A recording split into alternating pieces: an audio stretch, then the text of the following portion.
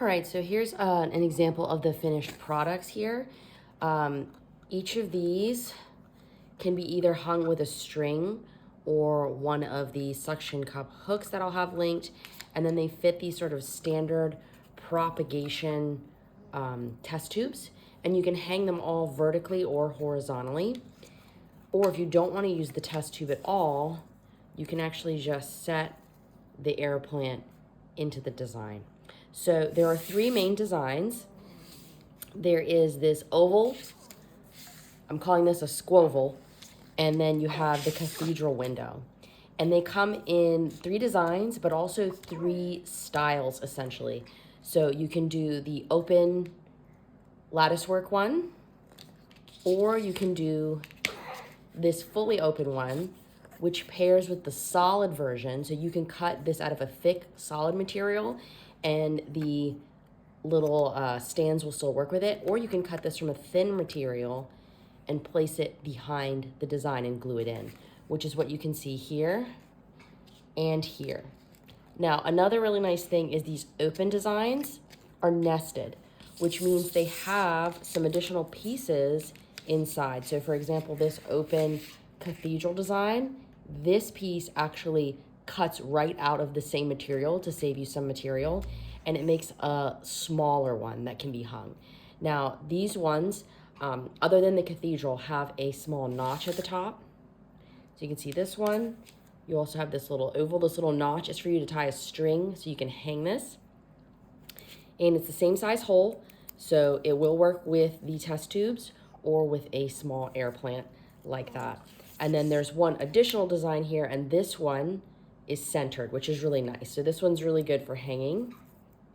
You kind of stick your plant in there. And then cutting them from acrylic is ideal because it's easy to mist the air plants without having to take them out of the stand, and it won't damage them. So let's take a look at assembly just really quick. Let's look at this one. So we'll see all three designs of the cathedral design right here. So we have the open one, we have our solid back here, and this is a really nice transparent material, which is really pretty in a window. And then there's also a circle that you can cut just if you want to do the center part of the window there. And when you actually cut the pieces out, there's some additional options on the side for your shelf, and that has to be cut separately from this more intricate design. But for acrylic, and this is 3 millimeters, it's designed to just snap in, and it's a little bit tight, so you might have to adjust it depending on exactly what acrylic you have. For example, like a glitter acrylic is going to be a little bit thicker, and you might have to actually adjust your slots. And if it doesn't fit, you can file them down, but you can see that's popped in right there. Complete. And then the same for this design here. So if I scoop these out of the way, you can see there's a little ring that cuts out, and it's nested inside of that in the file. And you just got to kind of gently work it on here. And then once you have it fully seated, which I can adjust that a little bit better off camera, but once you have it fully seated, you have this nice hanging piece here. And another neat feature about all of these is, as I mentioned earlier, they can be hung either direction. So if you're hanging this way with the larger area up top, it might be better for your air plant. But if you want to hang your test tube and do a propagation station, it might look a little nicer to hang it like that. So it's completely up to you how you want to assemble them. There's so many different ways you can do this, and they're designed to really conserve material, which is nice. So you can definitely get like 6 or 7, maybe even 8, possibly more out of a 12 by 20 sheet, and even more if you're counting the nested pieces. So if you do these nested ones, you can fit a ton of them on a sheet, which is really nice. So that's the basics of the propagation station slash air plant holders. And now let's take a look at the actual digital file and talk about adjusting it.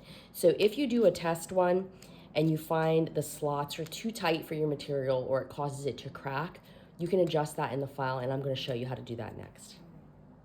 All right, so now that we've seen the assembly of the actual pieces, let's take a look at the digital file. So there's a few different things that I want to point out and show you kind of what everything is, as well as show you how to adjust it in Adobe Illustrator. So we have 3 different designs. So I'm calling this the squoval, the oval, and the cathedral window. And then there's 3 different versions of each of those designs. So you have a completely solid item, this really open one, and then the one with the actual sort of intricate line work or the lacing design.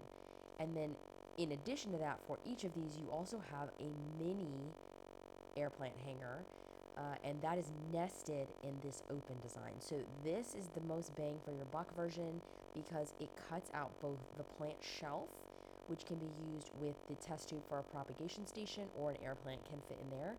And then it also includes the mini hanger. So out of one piece of acrylic, you're getting all of those. If you would like to cut them with a patterned backer, use like stained glass pattern, or maybe a colored translucent acrylic, you can cut the solid backer. You can ignore this step if you would like, and then just glue it to the back. And you can do that for any of these. So if you wanted to maybe cut this in white and then have a contrasting blue backer, you can layer them however you see fit. You could layer all 3 if you wanted to. In addition, for the solid backer and the design backer, you have the shelves separately because obviously they can't be nested in the solid one or the lacework one.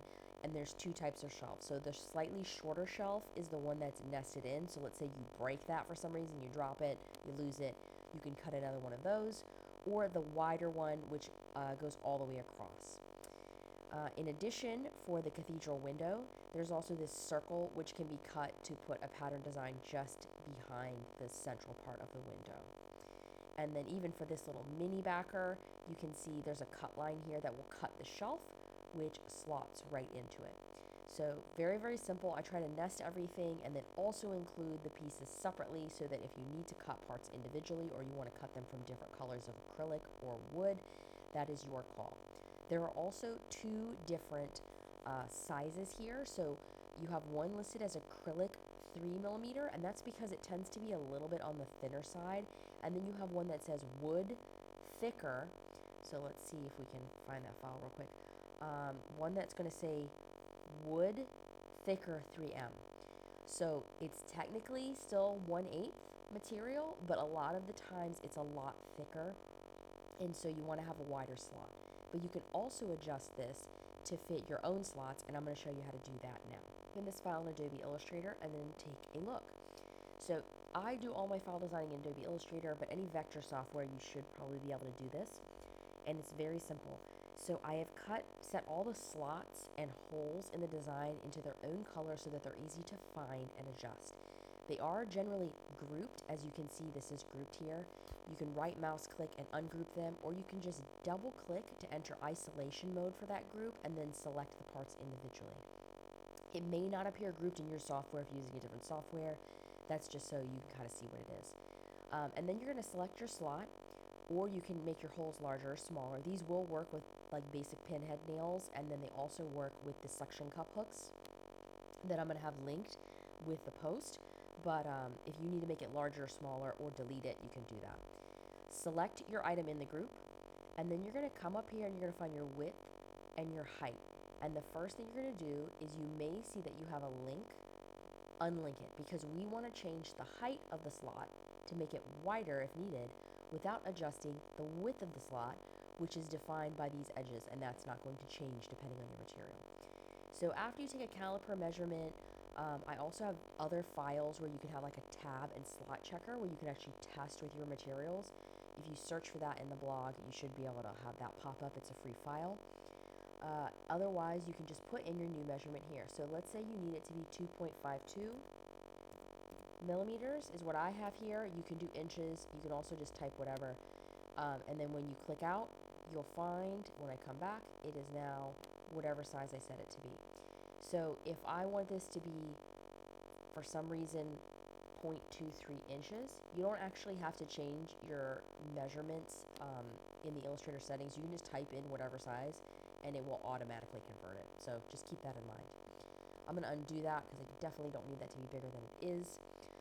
I recommend, if you're not sure and you want to test it, cut one of these small little ones here and then test the tabs and the slots. If it's too loose, you can add glue or adjust it down. and if it's too tight, you may crack the acrylic trying to force it in. They are pretty tight, but if it cracks when you try to force it in, then just open up that slot a little bit. And you can do the same for the holes. You would just double click to enter the group, and then select your holes and go to transform and change the height and the width. And for this one, you would probably keep that linked. You don't really want it to become an oval. You want it to stay a circle. So very simple. It's just a matter of clicking into the groups and doing whatever you need to do. Do note that these slots right here are a lighter pink. They are their own step in the Glowforge or the laser interface. And the reason I did that is because you may want to cut the solid backer without the slot to use as a background for one of the other designs, and you wouldn't really need the slot there. So that's an optional item. Just be aware that that is on purpose its own step. So let's take a look at what these become. I know you may have seen the earlier part of the video, but maybe you skipped ahead. Let's look at the final results. So this is what we're looking at. You can see here's our open design, our backer without the slot cut, but the holes are there. You just can't see them because I haven't popped them out. And then note that these can be either direction. So there's holes on the top and the bottom because some people may prefer to put the larger side at the bottom when they put their propagation vase in, or if they have a tall air plant, they may want the larger area at the top. So this is design one. Here you can see the backer. This is cut from Smoky Hill Flex, so it's like a nice thin material that is very cost effective. And you can see the little air plant stuck in there. That's what he looks like. Here are some 3 additional backgrounds I have. So like a Starry Night space, and then like abstract paint and some more plants. Here you can see that you can make it both propagation station and an air plant holder. Our cathedral window, and this is what I was talking about, and that you cut the circle, or you can cut the full backer. And then here it is in the window with the suction cup. So very, very easy to use to move around. And then I prefer to cut these from acrylic versus wood because I can just spray the plant directly on there without having to take it off, and it won't warp the wood. So that's why I have shown all my examples as acrylic. But hopefully that gives you an idea of how you can adjust the file. If you have any questions, feel free to let me know. I'm happy to support the file and walk you through anything if you need to make adjustments.